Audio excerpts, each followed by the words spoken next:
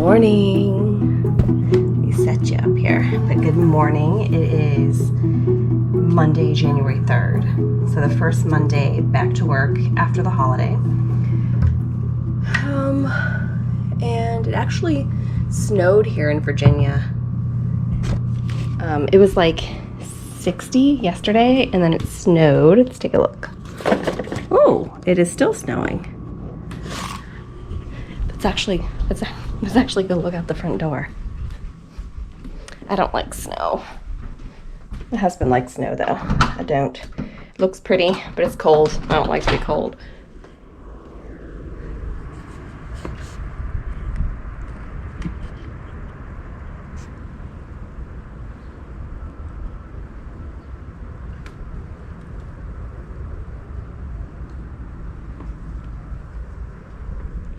It's really peaceful though. You can actually hear the snow falling. That's really cool. But it's a good thing I'm inside. So I'll put you back up there. I just made coffee. What else is new? But look at this cool gift. It is a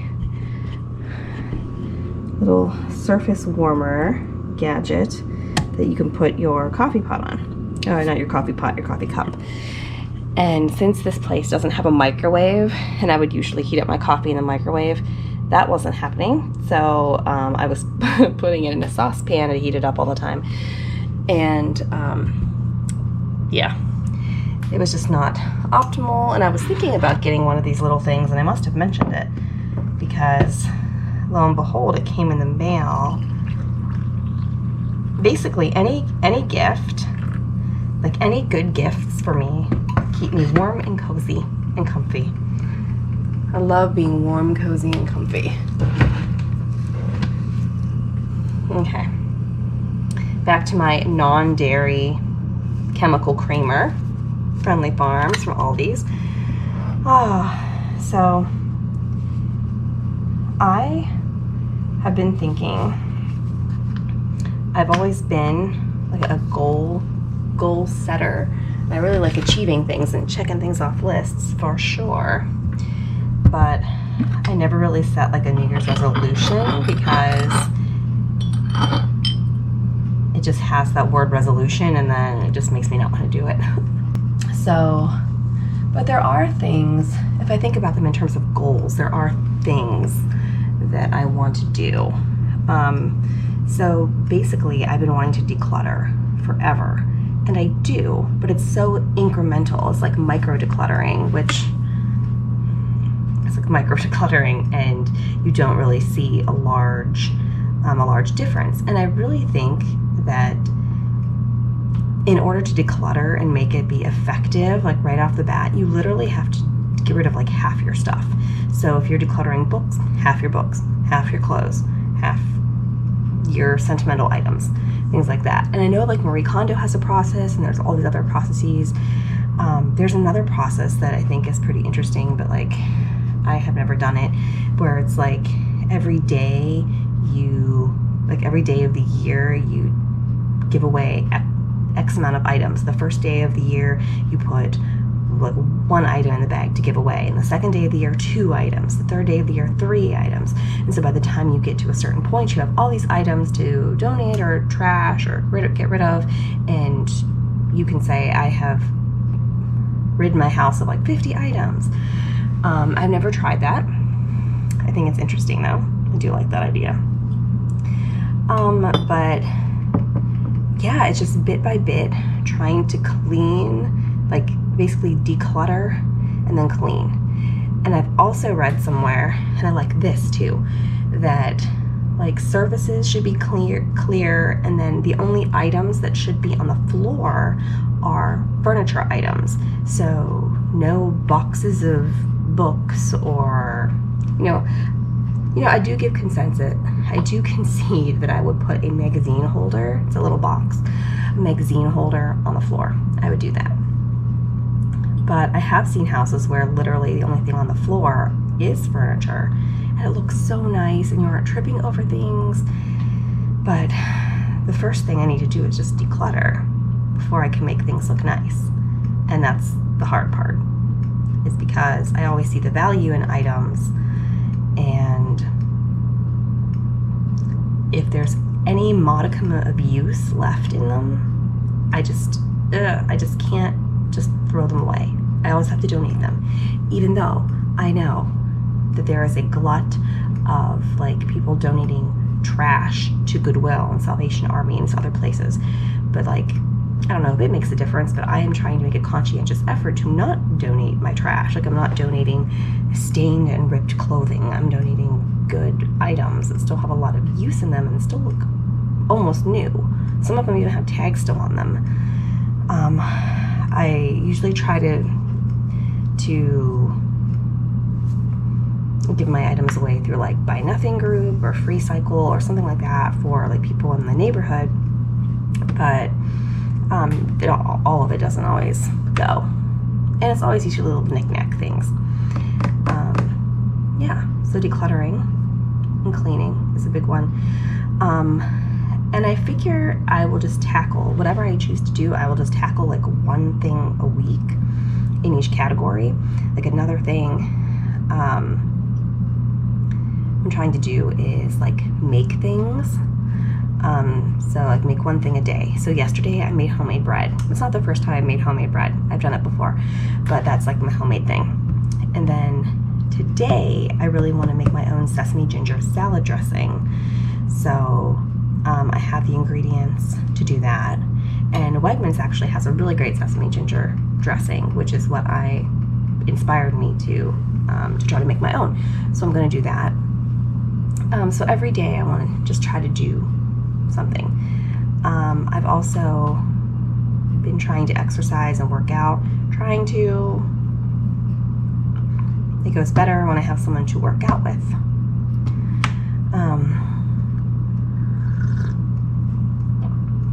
But I'm working on that. I also want to read more. When I was younger, I read like crazy. That was like my primary hobby. I mean, I did a lot when I was young. I took dance lessons, baton twirling lessons. I played the flute. I read. So I was always doing things. But once I went through grad school, whenever I had to read for school, and it was a whole lot of skimming and everything, I just kind of felt like I forgot how to read. And so reading for pleasure has not really been as prevalent in my life as it had been in my youth. But it's really hard to find a good book. It really is. And I know people I'm just gonna stop. I just seem to be full of excuses. I'm like, I know all these tools, but they don't work for me.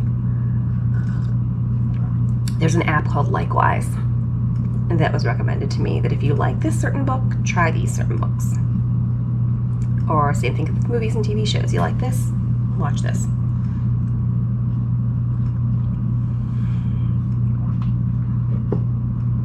Also, I'm hoping to transition to a new job. No, there is no job on the horizon, but to transition to a new job where I can do more of what I want to do. I'm thinking like instructional design, trainer type role. I really do like planning like educational solutions, educational interventions. I really do like problem solving and trying to find a solution that works for the client or the student. So I really want to try to find something that's like that. But like many things, you have to work at it, and I always feel like I'm too old because my first career was going to be a teacher. That didn't work out. Then I had a 13-year career in higher ed, and then it just got to be just unbearable for a wide variety of things. And so then I had to pivot careers for the third time. And I'm honestly just so tired, and I feel like I'm just too old to do this. And I know people are like, oh, people became doctors at 70 and then worked for 20 years in a successful career. I understand. But I just, it stinks to start over. Some people may think it's exciting. I feel it would be exciting if you knew what you were doing. I don't know what I'm doing. I wouldn't know how to cleanly start over in a job. All right, I'm gonna go look at the snow again.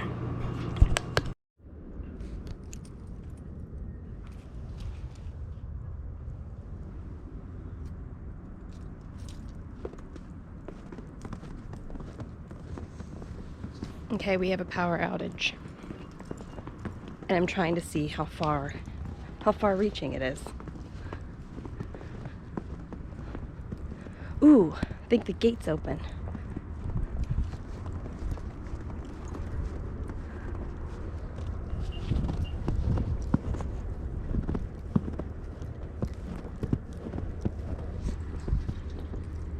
I'm concerned that we're locked in. Okay, I'm also looking to see if I see signs of power somewhere. First, we test the fob on the gate. Look at this.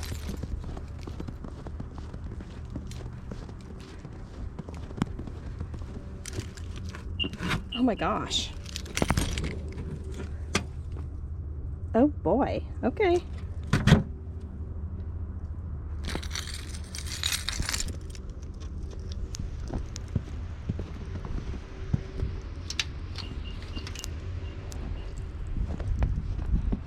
I feel like someone broke into that to keep this open. What is going on? Which is not good.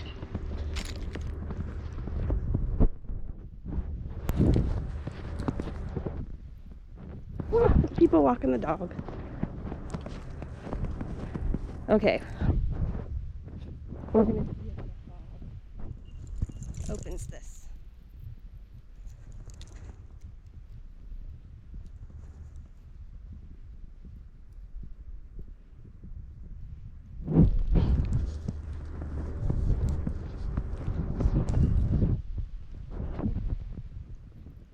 Pieces divided by a road. So I'm gonna walk across the street.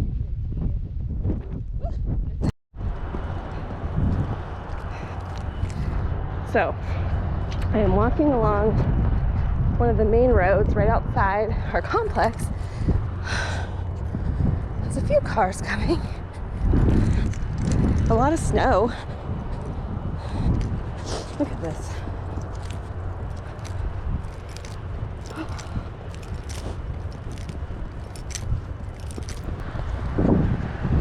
It looks like the buildings across from me are all probably on generators. Look, there's very little light in there, if you can see it all. Okay, it's cold. I'm going back inside.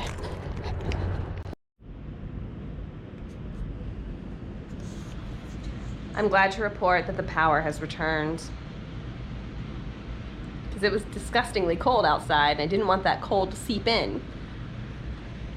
But I put a blanket. But I put a blanket against the door. Well, now I've since moved it. But I put a blanket there. And then I put a blanket there to seal out the cold. That was my power outage craft, a latch hook rug. Aaron is sleeping, taking advantage of sleep. Are you sleeping? Trying to. Okay, good night. And the light is on, which means I have to go back to work. It was funny, right as I was about to have my weekly meeting, the power went out. Maybe it's a sign that I need to take a snow day today. Let's get my coffee.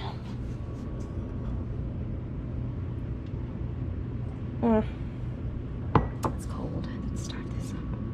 Yeah, look at that.